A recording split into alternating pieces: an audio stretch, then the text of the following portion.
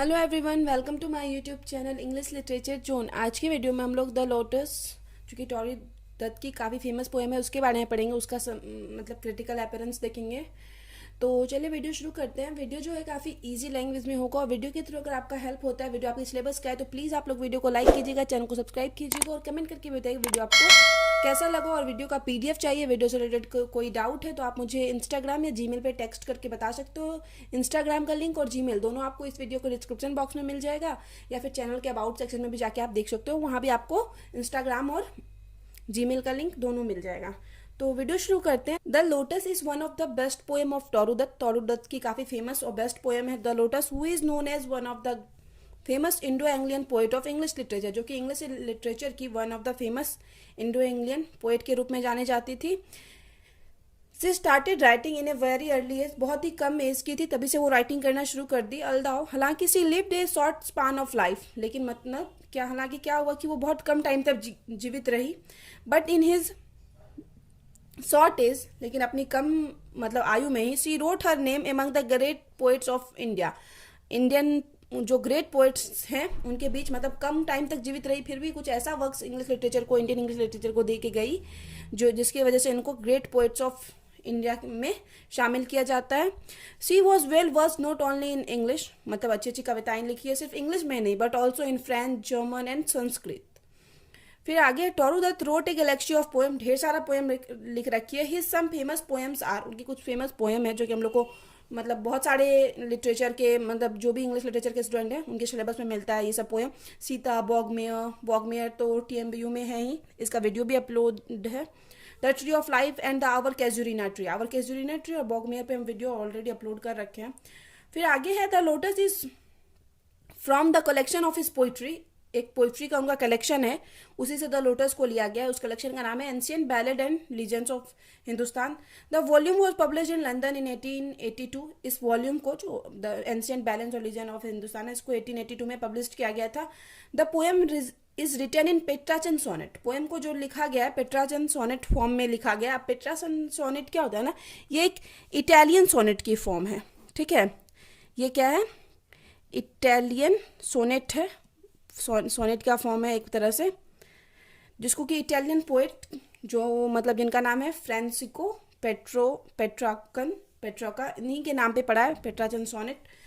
तो और जो इसका जो राइम स्कीम है सोनेट का, मतलब एक अलग राइम स्कीम होता है ना, सोनेट 40 लाइन्स की पोएम, तो इसका जो राइम स्कीम होता है पेट्राचंद सोनेट का, मोस्टली का यहाँ पे हम लिख रहे हैं, वो होता है पहले तो सोनेट में, मतलब पेट्राचंद सोनेट में 2 सेक्शन रहता है, एक 8 लाइन का और एक 6 लाइन का।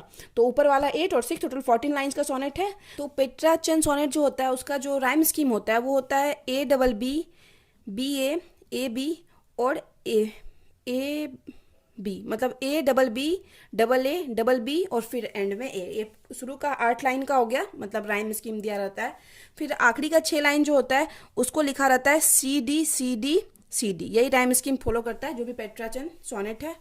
फिर आगे है the sonnet is divided into 2 division.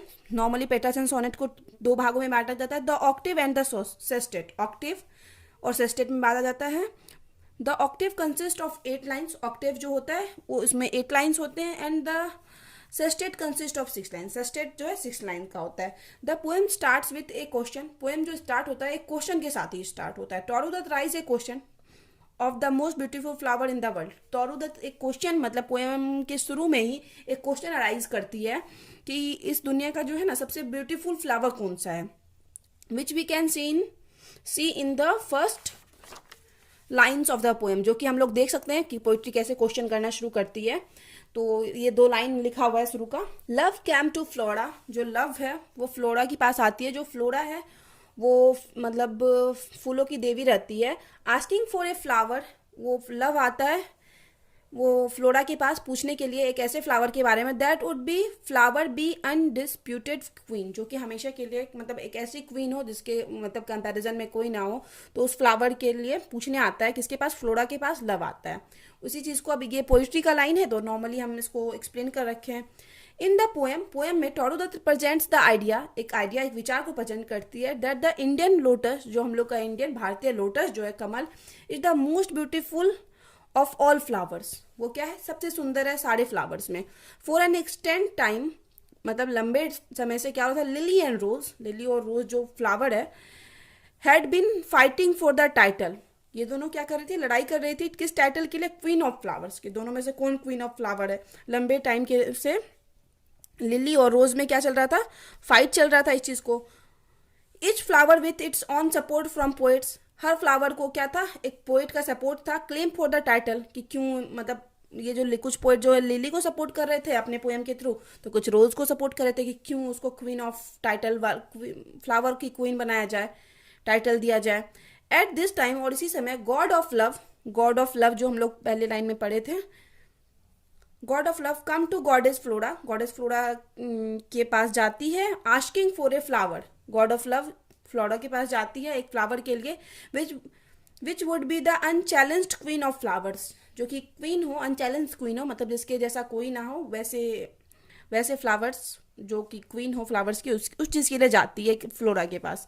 She wanted a flower, वह एक ऐसा फूल चाहती है, विच वॉज स्टेटली, भव्य हो, एज द लिली, मतलब लिली के समान सुंदर हो, एंड द डिलीशियस एज रोज, और रोज के जैसे ही रमणीय भी हो, जो कि मतलब देखने से ही बहुत सुंदर लग रहा है। Goddess flora gave God of love, goddess flora जो है वो गॉड ऑफ लव को द लोटस फ्लावर देती है, मतलब यानी देती है। And resolve the long standing quarrel, और वो जो लंबे समय से लड़ाई चल रहा था कि कौन सा फ्लावर बेस्ट है, उसको वहां पे खत्म हो जाता है। बिटवीन लिली एंड रोज, जो कि रोज और लिली के बीच में चला आ रहा था। Great poet supported the flower consist with their wish, कुछ पोइट मतलब फ्लावर को सपोर्ट कर रहे थे अपने विश के थ्रू, अपने इच्छाओं के through. And a few poets even raised, और कुछ पोइट अभी भी मतलब क्वेश्चन उठा रहे थे, द डाउट, इस संदेह में थे, that the lily was more beautiful than the rose, कि लिली जो है रोज से ज्यादा ब्यूटीफुल है, कुछ पोइट का ये भी मानना था। फिर आगे है, lotus combine the redness of रोज। अब लोटस जो फ्लावर आया, जो कि नॉर्मली उसको क्वीन ऑफ फ्लावर्स का टाइटल दिया गया, तो उसमें क्या था, रेडनेस ऑफ रोज था, रोज की लालिमा भी थी, with the paleness of lily, और लिली का हल्का पीलापन भी उसमें पाया जाता था। Goddess flora created lotus, goddess flora lotus create की, लोटस बनाई, विच वॉज बोथ, जिसमें दोनों है, रोज रेड, रोज की रेड है और लिली की वाइटनेस है थोड़ी। Last two lines of the poem that shows the importance of lotus flower, last का 2 लाइन है जो शो करवाता है इंपॉर्टेंस फ्लावर का। फिर से ये 2 लाइन पोएम का लिखे हुए, ये लिखना आप कंफर्म याद रखना। फिर आगे है, one more thing to note that, यहाँ पे फिर से एक चीज है नोट करने के लिए, that the lotus is a flower of significance both the Indian and the Hindu religion.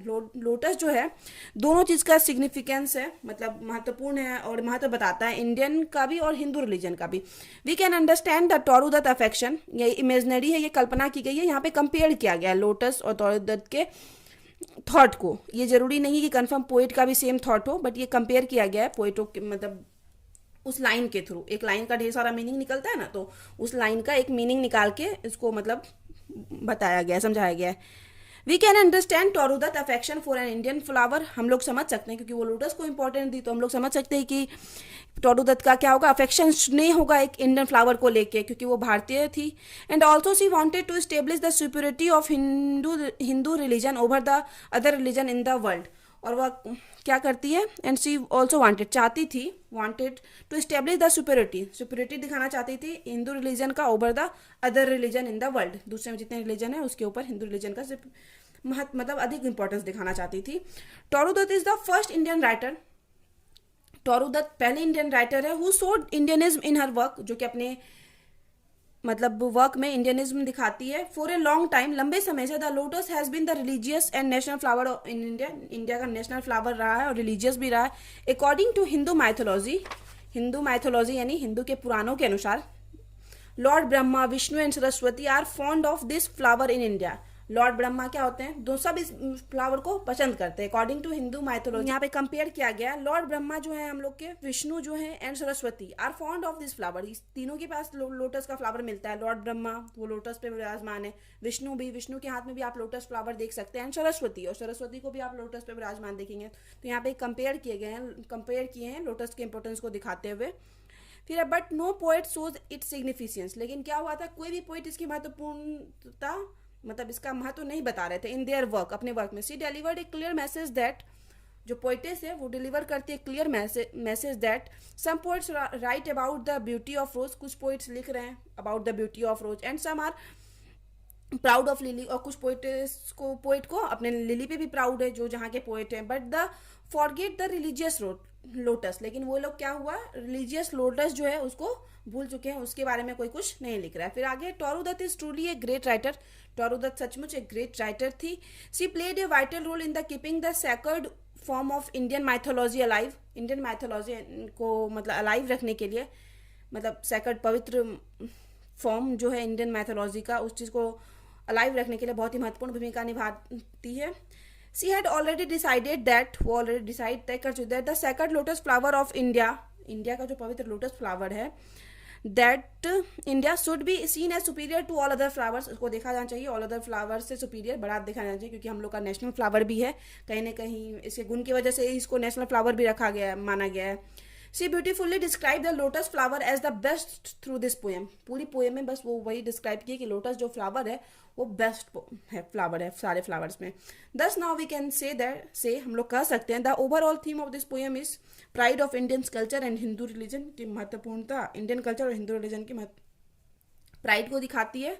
The lotus is one of the best poem of English literature, lotus जो है one of the best poem है English literature का भी और Toru Dutt का भी। तो यहाँ वीडियो खत्म होता है। वीडियो अगर आपको अच्छा लगा, वीडियो आपके लिए हेल्पफुल है, तो प्लीज़ वीडियो को लाइक कीजिए, कमेंट करके बताइएगा वीडियो आपको कैसा लगा। मिलते हैं नेक्स्ट वीडियो में नेक्स्ट टॉपिक के साथ, और पीडीएफ चाहिए तो आप इंस्टाग्राम या जीमेल पे टेक्स्ट कर सकते हो।